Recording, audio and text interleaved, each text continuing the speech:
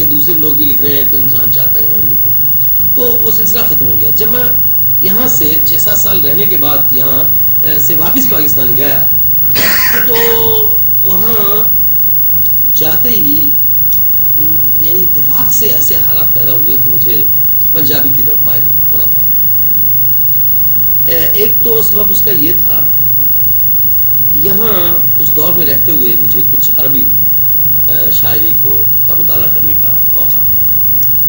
تو جس انداز میں عربی شاعری میں مختلف چیزیں پیش کی جاتی تھیں, جو اسلوب ہوتے تھے وہ وہاں یعنی یا تو یہ میری کمی تھی کہ مجھ سے اردو میں وہ یعنی منتقل نہ ہو سکے, اس انداز سے نہ بن سکے. اب چونکہ اس میں زبانوں کا مسئلہ ہے, اردو ہماری قومی زبان ہے اور اتنی ہی محترم اور اتنی ہی پیاری ہے ہمارے لیے جتنی ہماری مادری زبان پنجابی ہے. تو میں نے یہ محسوس کیا کہ وہ ایکسپریشنز میں ذاتی طور پہ پنجابی میں ہی لا سکا, اردو میں نہ لا سکا. تو ایسے بھی کچھ ہلکا دوستوں کا ایسا مل گیا جو پنجابی لکھ رہے تھے مجھ سے پہلے. بہرحال وہ چلتا رہا سلسلہ. تو بیچ بیچ میں کبھی کبھار یعنی کوئی نظم کوئی غزل اردو ہوا کرتی تھی, کیونکہ وہاں ہم مختلف مشاعروں میں مختلف محفلوں میں جاتے تھے تو کسی وقت یعنی فرمائش اردو کی بھی ہوتی تھی کبھی کبھار, لیکن زیادہ تر میں پنجابی لکھتا تھا. اچھا, اس بار کیا ہوا کہ میں جب یہاں آنے کے بعد مجھے اسپانیہ ٹرانسفر کر دیا گیا. وہاں کام ہی اتنا تھا کہ اس طرف کوئی سلسلہ نہ, یعنی ادب اور اسٹڈی یعنی جاری رکھی, مطالعہ میرا جاری رہا لیکن لکھنے کا سلسلہ رکا. اچھا, جب میں یہاں ٹرانسفر ہوا تو جب ٹرانسفر ہوا یعنی دمام میں, تو میں نے یہاں آنے کے بعد اتفاقاً محسوس کیا کہ میرا دل دوبارہ لکھنے کی طرف مائل ہو رہا ہے. جب میں نے دوبارہ لکھنا شروع کیا تو عجیب بات تھی کہ میں بار بار کوشش کروں کوئی پنجابی چیز لکھنے کی اور میری توجہ میری طبیعت مائل اردو کی طرف ہو. تو یہاں آنے کے بعد یعنی سب سے پہلا شعر جو میں نے یہاں کہا وہ یہ تھا کہ یوں کسمسا کے پھول نے کھولی قبائے رنگ, یوں کسمسا کے پھول نے کھولی قبائے رنگ, تیرا وجود شاخ پہ کھلتا لگا. پہلا شعر تھا. اچھا, بہرحال اس میں 1-2 شعر اور کہے میں نے, لیکن باقاعدہ یعنی بعد میں یہ سلسلہ یوں شروع ہوا کہ ہم مدنی صاحب کی طرف کبھی کبھار یعنی وہاں سے اسپانیہ سے 1-2 دوست آتے تھے, ان کی طرف ہم اکٹھے ہوا کرتے تھے. میں ایک اور امجد صاحب تھے, ایوب صاحب تھے. تو یہ کہنے لگے کہ یہاں مشاعرے ہوتے ہیں. تو میں نے ان سے کہا کہ ہم نے بھی سنا ہے مشاعروں کے بارے میں, یہاں مشاعرے ہوا کرتے ہیں, کسی روز چلیں گے.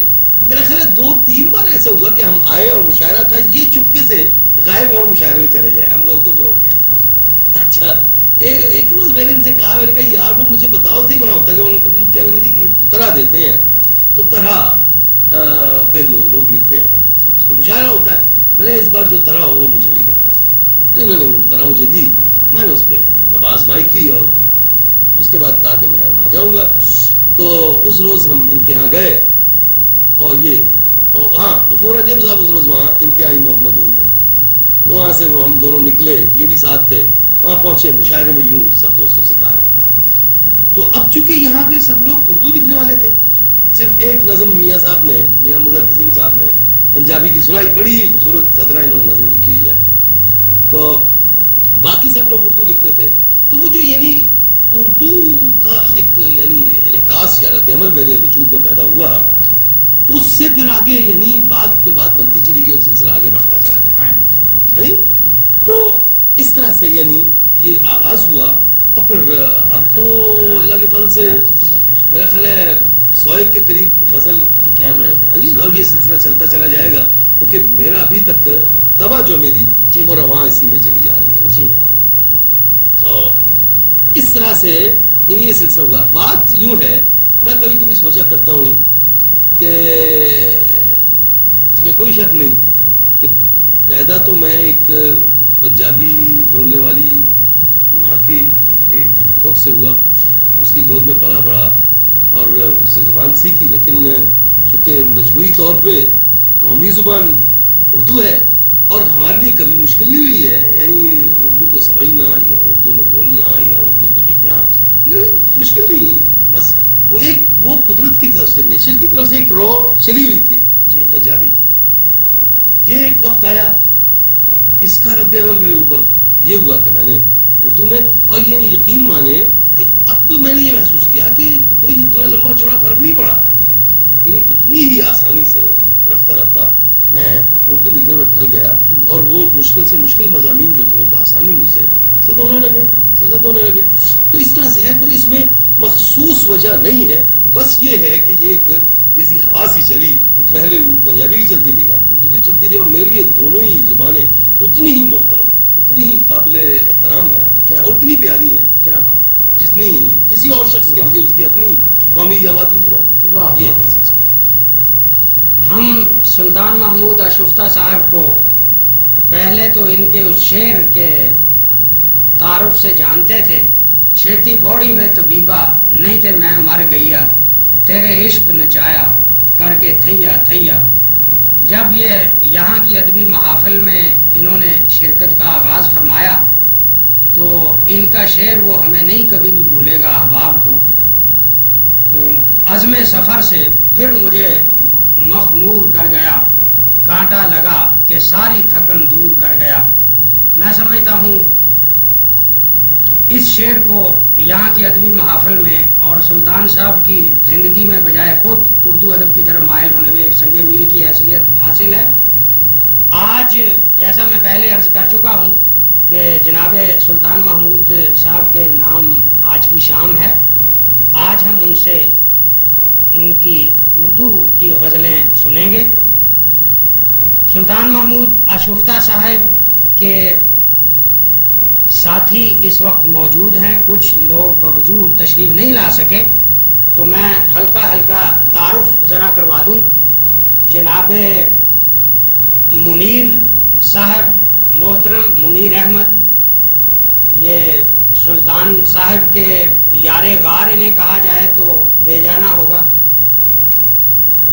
جناب رانا اقبال صاحب محترم، یہ ان کے بہت ہی مداح ہیں رانا صاحب، اور جناب اطہر مدنی صاحب، جناب مدنی صاحب کا ذکر آپ نے سلطان صاحب کی زبان سے سنا کہ یہ وہ پہلی ذات بابرکات ہیں جنہوں نے سلطان صاحب کو ہماری یہاں کی ادبی محافل سے روشناس کرایا، بلکہ ہم لوگ مدنی صاحب کے احسان مند ہیں کہ مدنی صاحب کے باعث ہی، ان کے لطف کے پیش نظر ہی ہمیں ایسی عمدہ شخصیت ملی جو ہماری روح رواں ان محفلوں کی بن گئے، اور انہی کے باعث یہ اتنا عرصہ 7-8 سال تک یہ ہماری ادبی محافل زندہ رہی۔ جناب مدنی صاحب کے ساتھ تشریف رکھ رہے ہیں جناب یوسف جے پوری صاحب۔ یوسف جے پوری صاحب بزم اقبال کے سیکرٹری نشر و اشاعت ہیں۔ ان کی محنت اور خلوص کے بل بوتے پر ہم سعودی عرب میں مقیم دیگر شعراء کو ایک سٹیج پر جمع کرنے میں ہمیشہ کامیاب ہوئے۔ صرف انہی کی مہربانی سے ریاض میں بھی ہماری محافل ہوئیں، شعری نشستیں ہوئیں، اور خبر میں بھی پورے طول و عرض سے یہاں لوگ تشریف لائے۔ جناب یوسف صاحب کے ساتھ تشریف فرما ہیں ہمارے محترم دوست جناب رحمت اللہ خان رحمت کوثر صاحب۔ رحمت کوثر صاحب اپنے منفرد اپنا انداز رکھتے ہیں اردو کلام میں، ان کا حیدرآباد دکن سے تعلق ہے، تو جناب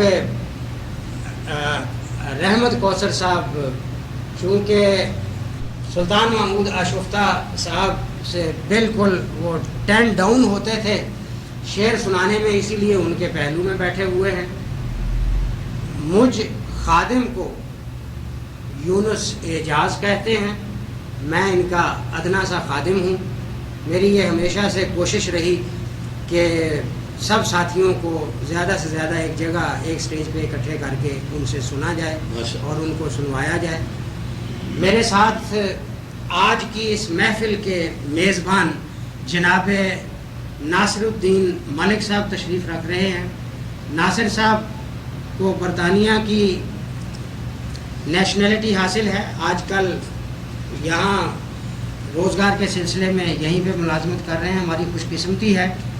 اگر ہم سعودی عرب میں سلطان صاحب کے ساتھ اپنی محافل کو تقسیم کرنا چاہیں تو مجھے کہنا پڑے گا کہ کم سے کم 75% محافل ملک ناصر صاحب کے عشرت قدے پہ ہی ہوئی ہیں.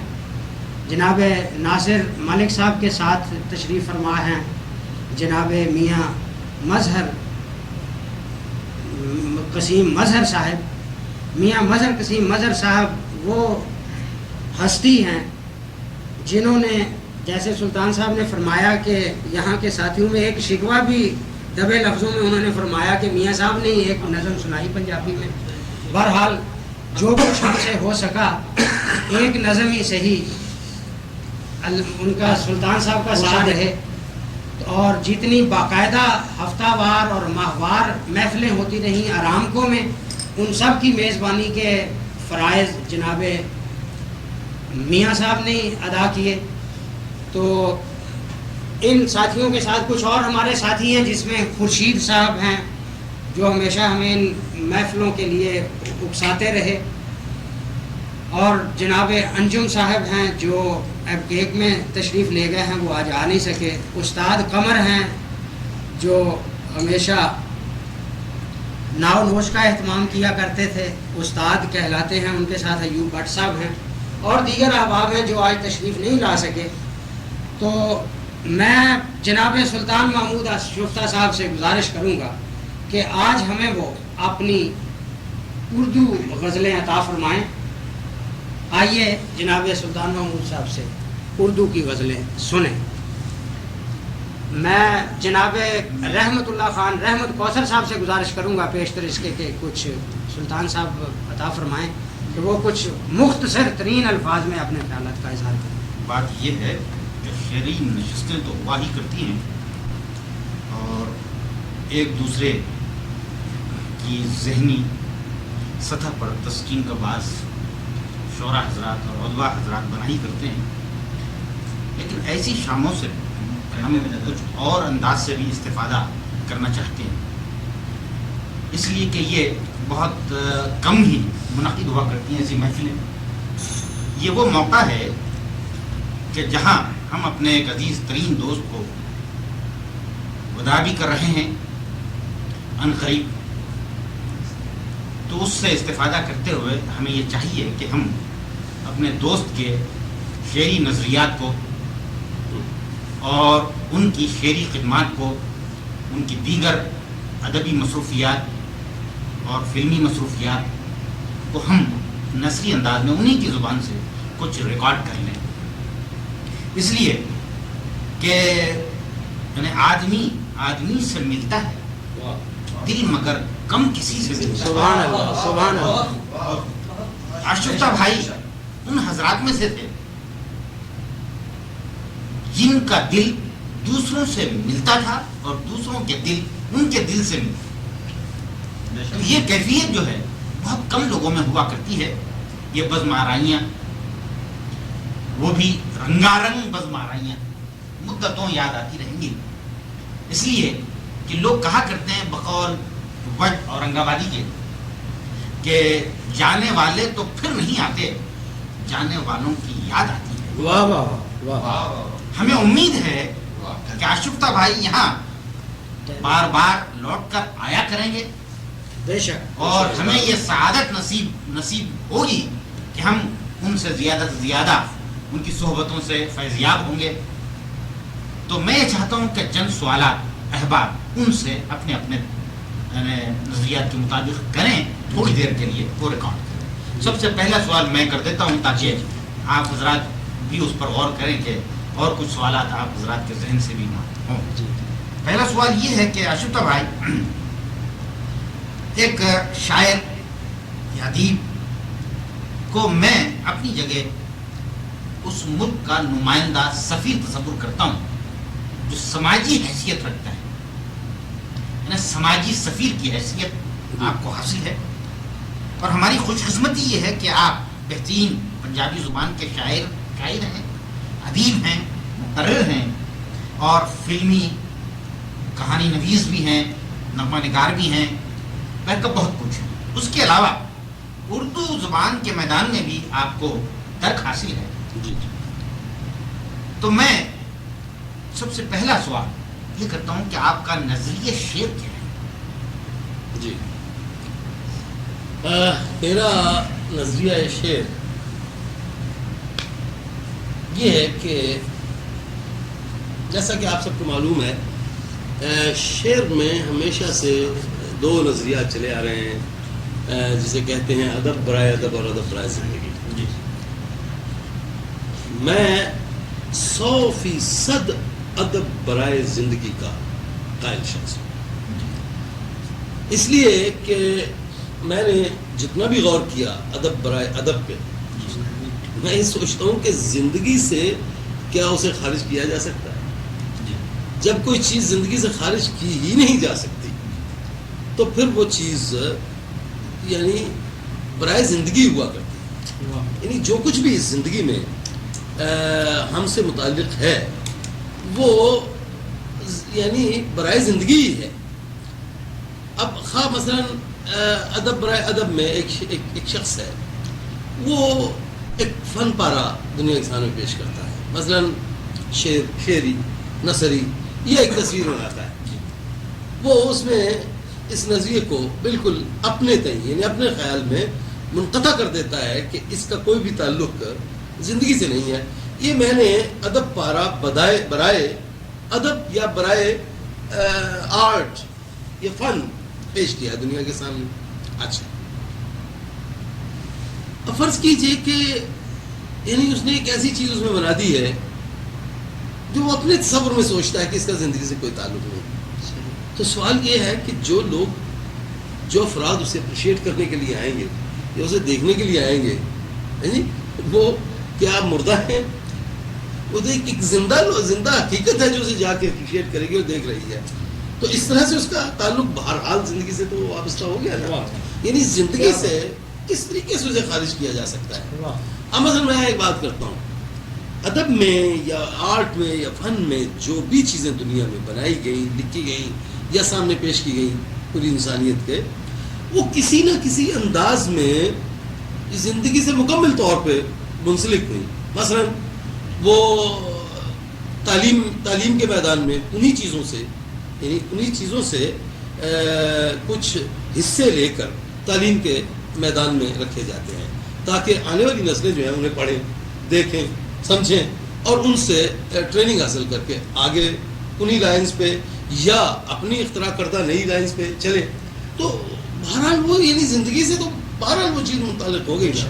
ان کا صرف یہ خیال ہوتا ہے کہ ادب برائے ادب سے مراد یہ ہے کہ ہم کسی مخصوص نظریے سے متفق یا منسلک نہ ہوں. اچھا اب نظریے سے منسلک ہونا یا نہ ہونا یہ بھی ایک بڑی خوبصورت بات ہے. فرض کیجئے ہم جتنے یہاں لوگ بیٹھے ہوئے ہیں مسلمان ہیں الحمدللہ. اب بڑی مزیدار بات یہ ہے کہ ہم کتنا ہی اپنا دامن اس بات سے بچائیں کہ ہم بالکل غیر جانبدار ہو کر ایک نظم لکھیں پوری انسانیت کے سامنے رکھتے ہوئے، باوجود اس کے کہ ہمارا یہ نظریہ ہوگا، اس کے لکھنے کا انداز، اس میں لفظوں کا چناؤ، اس میں جو استعمال ہونے والی زبان ہے وہ اسی کلچر، اسی تہذیب اور اسی تمدن سے اٹھی ہوگی جس میں ہم پل پڑ رہے ہیں. صحیح بات. یعنی مثال کے طور پہ ایک امریکن ہے یا ایک انگریز ہے، وہ اپنے ہاں کی فضا کے مطابق ایک چیز لکھتا ہے. اچھا وہ کہتا ہے کہ جی میں نے یہ جو کچھ بھی لکھا ہے یہ برائے ادب لکھا ہے، اس کا کوئی زندگی سے تعلق نہیں ہے. میں کہتا ہوں کہ یعنی وہ چیز جو وہ پیش کر رہا ہے اس میں اس کے لاشعور سے، وہ جو صدیوں سے یعنی ڈیولپ ہوا لاشعور ہے، اس سے اٹھ کر وہ چیزیں آئیں گی جو اس کے کلچر کا، اس کے تمدن کا، ان ساری چیزوں کا حصہ ہے. اور کلچر اور تمدن جو ہے اس میں مذہب ایک بہت بڑا حصہ ہوتا ہے. بہت بڑا حصہ ہوتا ہے. میں ایک بات کرتا ہوں, بڑی مزیدار بات ہے. میرا ایک دوست تھا, بڑا زبردست سوشلسٹ, اور اس طرح سے اس نے کارل مارکس اور لینن اور لوگوں کو جیسے یعنی کسی چیز کو پی لیا جاتا ہے نا رگڑ کے, بطور ڈیکاکشن کے, یعنی ڈیکاکشن کے پی لیا جاتا ہے, ایسے اس نے پیا ہوا تھا. اچھا, وہ جب بھی بات ہو تو جب اس نے اپنی بات کا یقین دلانا ہوتا تھا, انتہا پہ جائے کہتا خدا کی قسم میں صحیح کہہ رہا ہوں. میں اسے کہتا تھا کہ تو سوشلسٹ ہے, قسم کر خدا کی کھاتا ہے, یہ کیا بات ہے؟ تو وہ یہ کہا کرتا تھا کہ دیکھو بات سنو, میں اس سے اپنا دامن نہیں چھڑا سکتا. جب بھی میری انتہا ہو جاتی ہے نا بات کرنے کے, میں بس کوئی چارہ نہیں رہتا, تو پھر میں مجبور ہو جاتا ہوں. یہ ہے وہ کلچر, وہ تمدن جس کا ہم حصہ ہے, جس کو ہم نہیں یعنی کسی بھی قیمت پہ اوائڈ نہیں کر سکتے ہیں, جو مرضی کر لیں. اور اس پہ یعنی گھنٹوں مانستے رہتے تھے بعد میں کہ دیکھو یہ کہتا عجیب بات ہے کہ خدا کو مانتا نہیں ہے, مذہب کے خلاف دن رات باتیں کرتا, اور جب یقین دلانا ہوتا ہے کہتا خدا کی قدر ہے, قرآن شریف کی قدر ہے, ایسی قدریں کھایا کرتا تھا. تو میرا مقصد یہ ہے کہ آپ کسی بھی نظریے کیوں نہ عامل ہو, جس فضا ماحول میں آپ پلے بڑے ہیں اس ماحول کے مطابق آپ کا ادب یعنی آگے بڑھے گا. اور جب وہ آگے ان لائنز میں بڑھے گا تو آپ مجبور ہیں کہ اس کا رابطہ جو ہے زندگی اور زندگی کے متعلقات سے ہو. زندگی میں جو چیزیں یعنی خواہ ان کو روایتی کہیں یا کچھ بھی کہیں آپ, وہ یعنی مجبور ہے انسان کے اس سے اس کا تمام رابطہ. ادروائز یعنی آپ دیکھیے جیسے اس کائنات کی تخلیق میں کوئی شے جو موجود نہیں وہ آپ کے تصور میں نہیں آ سکتی, جو چیز آپ کی آنکھوں کے سامنے نہیں آپ کے تصور میں نہیں آ سکتی. مثلا ایک بات میں کرتا ہوں, اللہ تبارک و تعالیٰ کے بارے میں یعنی دنیا کی اکثریت ہے وہ یقین رکھتی ہے کہ وہ ہے, مگر چونکہ کسی نے دیکھا نہیں ہے تصور نہیں آپ کام کر سکتے کہ اللہ کیا ہے. صحیح بات. بار بار کیا ہوگا, کبھی تو آئے گا کہ اللہ تعالیٰ شاید انسان جیسا ہے یا شاید نور ہے, یہ جو یعنی مختلف چیزیں ہیں جو سنتے رہتے ہیں, آپ اس کے مطابق ایک تصور بناتے ہیں, اس کا صحیح تصور نہیں کر سکتا انسان. اسی طرح سے کوئی شخص اگر یہ چاہے کہ وہ ادب میں کوئی ایسی چیز تخلیق کر دے کہ وہ کسی آرٹ, کسی کلچر, کسی تمدن, کسی تہذیب, کسی مذہب سے متعلق نہ ہو, یہ ناممکن ہے. اس کو اسی میں سے ابھر کے سامنے آنا پڑے گا. تو نتیجہ یہ ہوا یعنی فائنلی فیصلہ یہ ہوا کہ ادب برائے زندگی ہی ہے. آپ کتنا اس کو برائے ادب کہیں, وہ زندگی کا ہی حصہ ہوگا اور زندگی سے ہی ابھر کے سامنے آئے. جی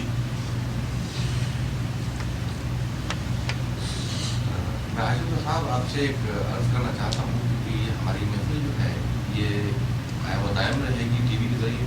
جی اس ریکارڈ میں یہ بھی چاہوں گا کہ آپ اپنے خاندان کا پس منظر اور کس طرح سے آپ ادب میں داخل ہوئے ابتدا سے, اگر آپ ہمیں کچھ اپنے خیالات کا اظہار کریں اور یاد کو تازہ کریں تو بڑی نوازش ہوگی, تاکہ ہم اور ہمارے بعد کی نسلیں اور ہمارے احباب جب بھی اس فلم کو دیکھیں گے, آپ کی تو خاندانی ہسٹری ان کو رہے گی یاد, اور اس کے ساتھ ساتھ آپ کی زبان سے ہو تو سند رہے گی. اور ان حادثات کا بھی ذکر کیجیے جن حادثات نے آپ کو اس منزل پہ پہنچایا, اور ان بزرگوں کا بھی میں ممنون ہوں جن کی صحبت میں آپ رہے اور جنہوں نے یہ اتنا کچھ کیا کہ آپ کے احساس کو ابھارا. ویسے تو آپ صاحب احساس ہیں, صاحب دل ہیں, آپ دلوں کو مول لیتے ہیں. آپ ہی کی زبان سے دریافت کرنا چاہتا ہوں اور عوام تک یہ بات پہنچے کہ آپ کس طرح سے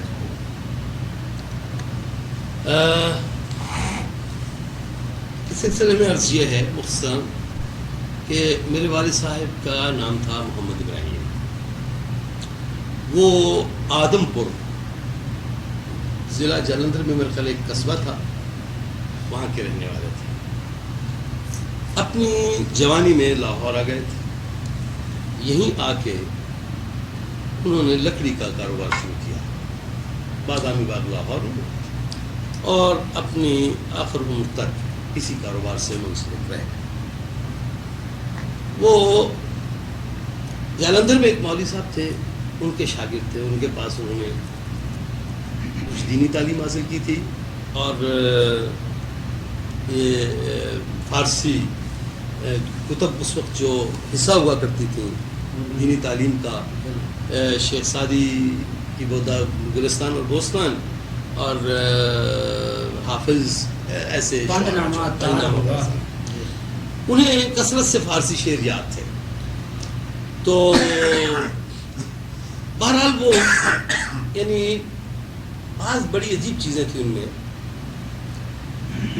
مثلا یہ کہ وہ جب لاہور آئے تو انہوں نے ایک بار مجھے بتایا، بڑے سخت گیر سخت طبیعت آدمی تھے، بچپن خاص طور پہ ہمارے بچپن میں بڑے سخت طبیعت کے آدمی تھے، گھر میں آ جاتے تھے تو ایسے سناٹا طاری ہو جاتا تھا کہ کسی کو یعنی کھانسنے کی بھی ضرورت نہیں ہوتی تھی.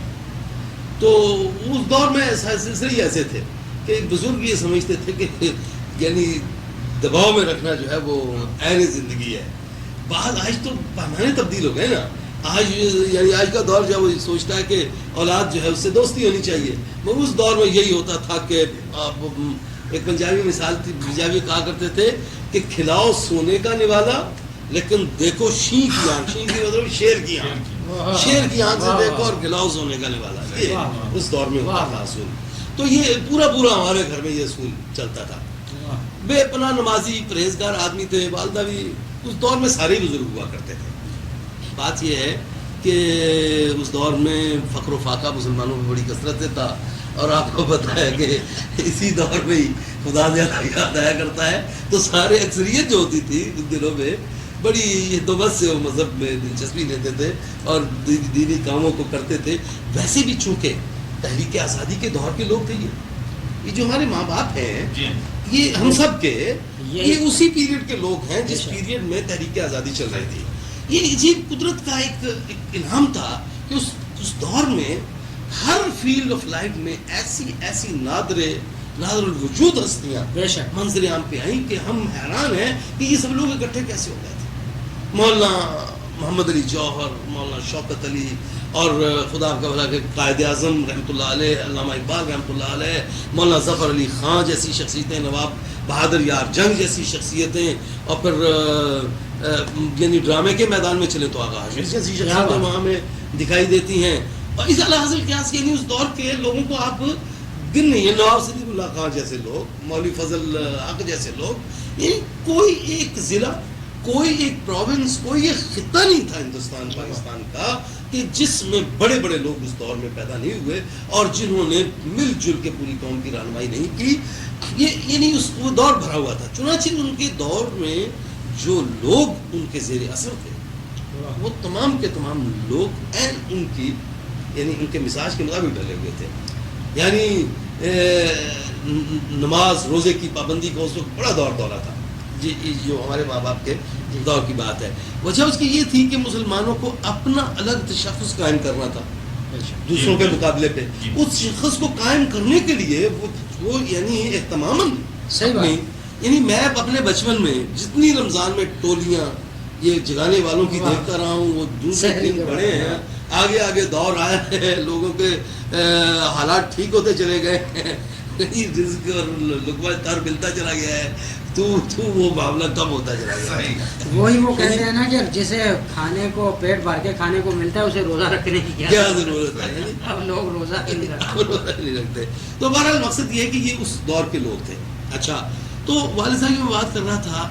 والد صاحب بے پناہ خوددار آدمی تھے، اتنے خوددار آدمی کہ وہ اپنی والدہ سے وہاں آدمپور سے جھگڑ کے لاہور آئے تھے. پتہ نہیں کوئی کرتے ورتے کو کہنے لگے کہ یہ میرے کرتے کو ٹانکا لگا دے. انہوں نے کہا صبح لگا کے دوں.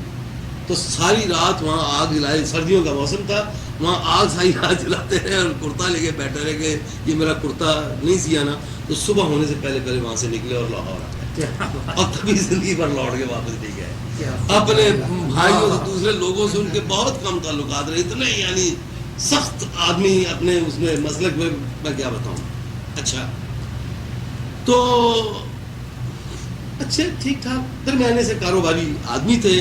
فارسی شعروں سے بڑی رغبت تھی، دینی کاموں میں یہی ماحول اور یہی فضا تھی جس میں ہم لوگ یعنی پروان چڑھے. اچھا، تو یہ شعر کا سلسلہ ایسے چلا یعنی اشعار کی طرف میری رغبت، یعنی گھر میں ہاں میرے نانا جو تھے وہ نسبتاً خاندان میں زیادہ پڑھے لکھے تھے، زیادہ پڑھے لکھے، میرا خیال ہے زیادہ 7-8 جماعتیں پڑھی ہوں گی، وہی سب سے پڑھے لکھے، کیونکہ وہ وہاں پہ ایک وطن کا ڈاکخانہ تھا، اس میں وہ تھے پوسٹ ماسٹر تھے، تو اس اعتبار سے وہ زیادہ یعنی پڑھے لکھے سمجھے جاتے تھے اس دور میں۔ میرا خیال ہے کہ یہی بہت بڑا یعنی سمجھا جاتا کہ علمی طور پہ بڑی بلند بات ہے، وہ پڑھے لکھے ان کی، کیونکہ ان کی وفات پہ ان کی کتب جو تھیں وہ مجھے ملی، کیونکہ میرا ہی شوق تھا زیادہ اس طرح۔ اچھا ہوا یہ کہ ہم کچھ تھوڑا سا قدرتی طور پہ انسان کو کچھ یعنی بعض چیزیں ودیت کی جاتی ہیں، ایپٹیچیوڈز ہوتی ہیں۔ میں ذرا زیادہ ذہین تھا اپنے یعنی ساتھی طالب علموں سے، تو ہم چھوٹے چھوٹے بچوں کے رسالے، ان دنوں میں پھول رسالہ through out India Pakistan Lahore سے نکلتا تھا، 4-5 صفحے کا ہوتا تھا اور ساری دنیا میں جو بچے اس کو پڑھا کرتے تھے، پھول اور ایک ہدایت رسالہ نکلتا تھا، سمجھے نا جی۔ یہ رسالے جو تھے یہ ہم ارد گرد سے لے کے پڑھا کرتے تھے، یا کبھی موقع بنا 4 ہو تو لے کے پڑھ لیا، تو اس میں لکھی ہوتی تھی نظمیں، یہ وہ ہمارا بھی بڑا جی کرے کہ ہم بھی کچھ لکھ کے دیں، یہ بھی ایسے اندر سے ضرور۔ اچھا ہم نے بڑی کوششیں کی، اچھا رہنمائی کے لیے ہمارے پاس گھر میں تو تھا کوئی نہیں، والد صاحب تو اس سے تو یہ کہہ رہا کہ یہ میری نظم ہے، یہ تو ایک ایسی بات تھی کہ اپنی ٹانگیں توڑوا ہے جی، یہ امکان ہی نہیں تھا کہ ایسی سے۔ ارد گرد میں بھاٹی دروازے لاہور میں ہم رہتے تھے، وہاں پہ اگرچہ یعنی علمی جزیرے بھی بڑی تھی، بدماش لوگ بھی بڑے تھے، علامہ صاحب نے بھی زندگی کا بیشتر حصہ وہاں پہ گزارا، اور ایک حکیم احمد شجاع پاشا صاحب نے تو ایک بار ایک مضمون لکھا تھا چیلسی آف لاہور کے نام سے، انگلستان میں اکثریت ادباء اور شعراء کی چیلسی میں ہوئی ہے، تو لاہور میں انہوں نے لکھا، انہوں نے تو کوئی 1,500 ادیب شاعر اور پتہ نہیں کون کون سا آدمی گنا دیا جو وہاں اس ایریے میں رہتا تھا، مگر ہم سے کوئی نہیں ملا۔ ہم تو اپنے طور پہ ہی کوششیں کرتے رہے کہ کسی طرح سے کچھ ہو جائے۔ تو مجھے یہ یاد ہے کہ شاید 5ویں 6ٹھی جماعت میں نے ایک نظم لکھی، اے کاش میں طائر بن جاؤں۔ اچھا جی اے کاش میں طائر بن جاؤں، اور مجھے یاد نہیں لیکن رسالہ وہ پڑا ہوا ہے گھر پہ پاکستان میں، اے کاش میں طائر بن جاؤں۔ وہ نظم لکھ کے نا ڈرتے ڈرتے میں نے سدا بہار ان دنوں میں ایک رسالہ نکلا تھا اردو کا بچوں کا، اس میں بھیجی تھی۔ جب وہ بھیجی نظم تو ایڈیٹر نے اس کو کچھ ٹھیک ٹھاک کر کے چھاپ دیا۔ اب وہ میں چوری چھپے گیا ایک اسٹال پہ، وہاں سے رسالہ خریدا، دیکھا تو میری نظم اس میں موجود، میں تو پاگل ہو گیا، مگر اب ڈروں کہ والد صاحب کو پتا چلا نا تو انہوں نے مار کے میرا اجل کر دیا۔ اچھا ہمارے قریب ایک دن بہو عبد القریب، وہ لاہور کارپوریشن میں انسپیکٹر تھے، میں یوں چوری چھپے یوں دیکھ رہا ہوں تو وہ اوپر قریب سے گزرے، کہا کیا پڑھ رہا ہے، کہا مجھے۔ ان دنوں بزرگ جو تھے ان کی عادت ہوتی تھی یہ دیکھتے رہنا کہ یہ کوئی غلط چیز تو نہیں پڑھ رہا ہے، سارے محلے کے یہ دیکھتے رہنا کہ یہ کوئی کام غلط تو نہیں کر رہا ہے۔ اس نے کہا کیا پڑھ رہا ہے، اس نے چوں دیکھا تو ایک نظم لکھی ہوئی اس میں، انہوں نے پڑھی، تو لی رونے کی کیا بات ہے، یہ بڑی اچھی بات ہے۔ مجھے کچھ حوصلہ ہوا، انہوں نے جائے میرے والد صاحب سے کہا اب میری ٹانگیں کام نہیں ہے، پسینہ چھوٹا ہے کہ پتہ نہیں کیا میرا اثر ہوگا۔ انہوں نے جا کے مبارکباد دی کہ جناب بڑی مبارک ہو، آپ کے بیٹے نے نظم لکھی ہے۔ والد صاحب نے کہا کہ اچھا خیر، وہ بہو تو کیا کہ چلے گئے نا، میں باہر بیٹھا ہوں اور سوچ رہا ہوں کہ یا اللہ خیر دعائیں مانگ رہا ہوں۔ انہوں نے مجھے بلایا ادھر آؤ، کیا ہے، میں نے کہا نظم لکھی ہے۔ کہیں گے اب کوئی پڑھا بڑا کرو، ان سے کیا بنتا ہے، نظموں وظموں سے کچھ نہیں ہوتا۔ یہ میری ساری کی ساری قوتیں جو تھی نا وہ مفلوج ہو گئی اس چیز سے۔ بہرحال یعنی عجیب بات میں آپ کو بتاؤں کہ اسی وقت مجھے ایک واقعہ یاد آتا ہے کہ بعد میں جب آخری وقت تھا ان کا، تو ایک روز میں ایک ٹی وی مشاعرے میں یہ نظم کی جا رہا میں نے پڑھی، تو بڑی اس کی تعریف ہوئی۔ تو اس دنوں وہ کچھ بیمار تھے، کمزور ہو گئے ہوئے تھے، زیادہ تر گھر میں رہتے تھے۔ تو میں جب ٹی وی سے واپس آیا تو ایک عورت نے سیالکوٹ میں وہ نظم ریڈیو پہ سنی، یہ سوری ٹی وی پہ نہیں ریڈیو پہ نظم پڑھی، تو सियालकोट में सुनी, बूढ़ी औरत थी, उन्होंने अपने 2 बेटों को उसी वक्त भेजा कि ये नज़म लेके आओ साथ में से। बड़ी पसंद आई उन्हें, तो उन्होंने आके दरवाज़ा खटाया, मैं घर में आया, दरवाज़ा खटाया, वाले साहब उठे, उन्होंने दरवाज़ा खोला तो मुझे बुलाया, वो फिर पास ही बैठ गए। उन लोगों ने कहा कि जी हम सियालकोट से आए, ये नज़म आती है। मैंने ज़िंदगी में पहली बार उनके चेहरे पे मुस्कुराहट देखी कि ये कोई अच्छा काम कर रहा है, पहली बार। उसके बाद फिर वो वफात तक वो हल्का सा, यानी जब भी कभी नज़में सुनानी रेडियो में, टीवी पे, या घर में, या शोरा ने आ जाना, या कुछ उलमा ने या दबा ने आ जाना ना, तो फिर वो बैठे रहते थे, तो हल्की सी एक ज्यादा एप्रिसिएशन, बस एक हल्की सी मुस्कुराहट। यानी मैं ये समझता हूँ कि जिंदगी की सबसे बड़ी दाद वो मुस्कुराहट हुआ करती थी कि मैं अपने वालिद साहब के दिल में ये बात पैदा कर सका, क्या बात, कि मैंने जिंदगी में कुछ किया है। वरना मैं ये समझता था कि पूरे जमीन के तमाम इंसान मुझे दाद देते रहे, वो बेमानी है जी, माशाअल्लाह, ये जिसका मैं निशान हूँ उसकी नहीं दाद मुझे मिल रही, तो फिर कुछ भी नहीं है।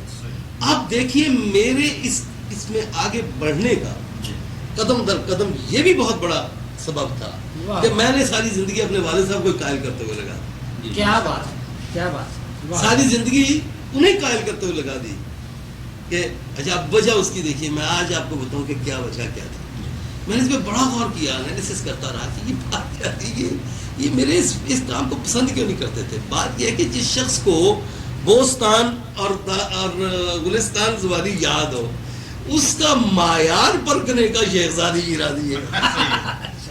उसे इतने हरे गहरे की चीज पसंद कैसे आ सकती है। सही बात है, समझे ना मेरी बात? ये थी बात उसे, जिस वजह से वो, यानी वरना मैं समझता हूँ कि माँ बाप को औलाद की अरदा पसंद हुआ करती है, थोड़ा सा भी उनमें उसमें कोई काबिलियत यानी तालीम चीज नजर आए। तो ये मैंने एक स्केच सा अपने वालिद साहब का दिया कि जिनके जेरे साया मैंने सारी जिंदगी बसर की। इसके मुकाबले मेरी वालिदा जो थी वो बिल्कुल दरवेश सिफत औरत थी, यानी खामोश तबा थी, और इतने दबदबे के बावजूद, इतने यानी वालिद साहब के इतने दबदबे के मुकाबले पे वो सरापा, यानी जैसे एक बिल्कुल हलीम तबा और बिल्कुल प्यार और मोहब्बत में डूबी शख्स। यही बैलेंस था जिस वजह से हम लोग एडजस्ट कर सके। वरना इतनी सख्त फिजा में अगर हमें इतना ही शिद्दत का प्यार ना मिला होता वहाँ से तो बड़ी मुश्किल बात होती। लेकिन ये बैलेंस जो था ये बड़ा अजीब तरीके से तकरीबन तमाम बहनों भाइयों में हमें आ गया। क्या एक तरफ खौफनाक किस्म की खुददारी और दूसरी तरफ लोगों से प्यार करना, ईमानदारी से प्यार करना, टूट कर प्यार करना, ये पूरे घर की फिजा इस तरह से डेवलप हो गई जी। तो ये सिलसिला रहा। अब बाकी इससे आगे मैं जिंदगी में खौफनाक हद तक इस बात का कायल हूं कि खानदानियत जिसे कहते हैं वो कोई चीज नहीं। हम तो वैसे ही हमारे पीछे से कोई नहीं चला आ रहा, यानी कोई काबिले जिक्र शख्सियत नहीं है, लेकिन मैं ये समझता हूँ कि जिसके हो भी ना बुनियादी तौर पे दुनिया ने तो उसकी जात को पहचानना है। सही बात, बिल्कुल पीछे से जो चला आ रहा है उसका कोई मफहूम नहीं हुआ करता। सही बात। मुसलमान में सबसे बड़ी ये खूबी होनी चाहिए कि वो पिदरम सुल्तान दूध की कैफियतों से निकल जाए, वाह वाह, उससे मुबर्रा हो और वो प्योरली अपनी जात को सामने रखे कि मैं क्या हूँ। यही कुरान है बेशक जी। कुरान के मुताबिक भी आपकी अपनी जात सबसे बुलंद है, समझे ना जी। तो इसी यानी असूल पे शुरू से हमने अमल किया, यही सोचा कि हम क्या है, समझे ना जी। लिहाजा जो कुछ भी थोड़े बहुत असूल हुआ वो इसी नुक्ता नज़र से हुआ। तो ये है फिजा, यानी उसके बाद यूँ समझ लीजिए कि हम सब बहन भाई लाहौर की पैदाइश हैं, और यानी हमारा बचपन में कहीं दो एक बार वहाँ आदमपुर जाना हुआ था वालदा के साथ। या बाद हाँ, वालदा जो थी मेरी वो वहाँ कांगड़े के पास, कांगड़ा उससे आगे एक जगह थी आदमपुर से आगे इधर शवालक की साइड पे, वो वहाँ की थी। तो शादी मेरे वाले साहब की लाहौर में हुई थी। बहरहाल ये लोग पीछे से मुंसलिक थे, खानदान एक ही था, समझे ना जी, खानदान एक ही था। तो उनकी शादी तो यहीं पे लाहौर में उसके पास सारी जिंदगी रहे। ये है मुख्तसर सी कैफियत। जनाब सुल्तान महमूद आशुफ्ता साहब ने मोहतरम रहमत कौसर साहब और जनाब यूसुफ साहब के सवालों के से हासिल जवाबात दिए। सुल्तान महमूद आशुफ्ता साहब एक हमा पहलू शख्सियत हैं। ये शेर व शायरी इन्हीं के कहने के मुताबिक इन्होंने एक मरतबा एक शेर, इनके शेर का एक मिसरा मैंने अर्ज़ करता हूँ कि मुहीत दहर में ज़र्रे की ज़ात ही क्या है। मैं ये ज़रूर कहूँगा कि शेर व शायरी का जो इनका पहलू है, ये इनके उस जो एक मुहीत है तमाम उलूम पर और तमाम इनकी शख्सियत के जो पहलू हैं, उनमें एक ज़र्रे